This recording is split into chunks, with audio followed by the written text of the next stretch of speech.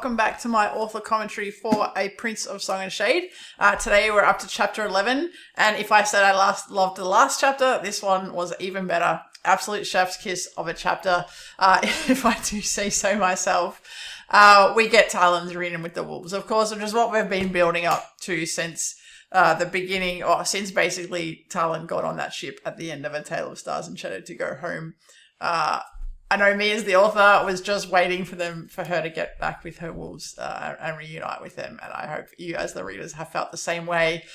The chapter starts with Talyn waking up the following morning after speaking to Ravenir and the Shadowhawk the previous night. She heads on up to the Citadel after popping off for a quick carvy, has her reunion with the wolves after doing the formal enlistment paperwork with Ravenir. So let's dig into it from the beginning. Carvey, I've mentioned this before, I like to write a version of coffee into every series that I write because coffee is my favourite thing ever. Talyn likes hers with a good shot of honey, which is a little bit sweeter than I like it, for those of you keeping track. But it also allowed me a moment to bring in Petro. I do love Petro as a side character.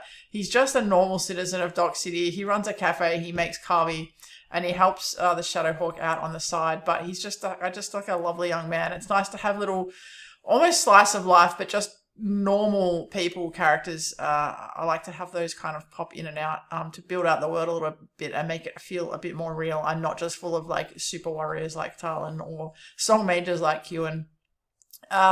It's also Talyn gets to see how happy the Dock City people are to see her again. They recognize her, which surprises her, and like Petro's reaction when she appeared in his shop he was just so delighted to see her, so happy that she's back, and that's how much regard she's held in by the people of Dock City, and it's not something she quite realized, I think, when she left, but it's certainly sinking in now. And it's making her feel good, and she deserves that. You know, she did a lot for them. She deserves to have that regard, that warmth, that people liking and respecting her. She's certainly earned it. A little bit more banter with Sari. I think my favourite line from this chapter, and maybe this book, is Sari's comment, "You're so much nicer to criminals since I died." That was pretty funny. When she heads up to the Citadel to go and meet with Ravenir and sign her papers, we get a quick cameo of Runus and Nightdrift. It's a bit tragic and sad what happens to poor Renison, but he's another side character I really love. He popped up very briefly in A Tale of Stars and Shadow. He was one of the falcons that was sent to escort Talyn to one of her meetings with the Queen, I think. And rather than kind of the contempt-filled or disrespectful attitude that most of the falcons treat Talyn with, he was actually quite eager to learn about the shield that she'd been teaching Cecilin and how he might be able to do it. So he was very open to talking to her and asking her questions. He wasn't immediately dismissive of her just because she was a human and a foreigner. And so we get a quick cameo of him in this scene because unlike most of the falcons that she passes as she walks through the barracks, she gets a smile and a wave from Renison, which was kind of nice. But also a little bit sad to think about Renison. Poor Renison. She wears the uniform for the first time. She pulls on the uniform, the wolves uniform, the grey and white, and it feels right. And then, of course, we have her reunion with the wolves as she heads into the barracks. And they're in their usual common room having breakfast together.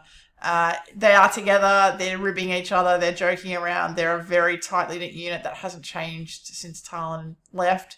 And now that she's back, they're just overwhelmed, I think, and joyous. Even Theak loses his entire grumpy demeanour and actually grins from ear to ear. And Coroner's jumping over couches and Helen almost hugs her. He's so excited.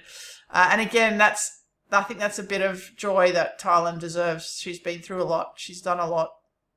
And what she built with those men, the team, the family that she built, I think she deserves that joy and that happiness of being reunited with them.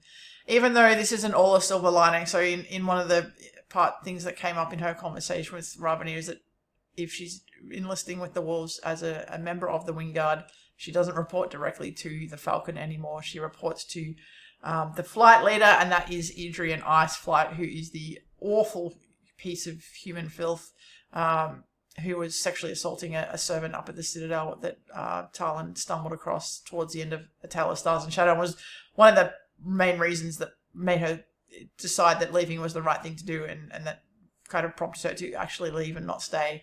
And now she's going to have to report to him, and we'll see how long that lasts, as she and Sari joke about, but only really half joking, because Talyn is who she is, and I don't know how she's going to put up with that, but we'll see how that plays out too.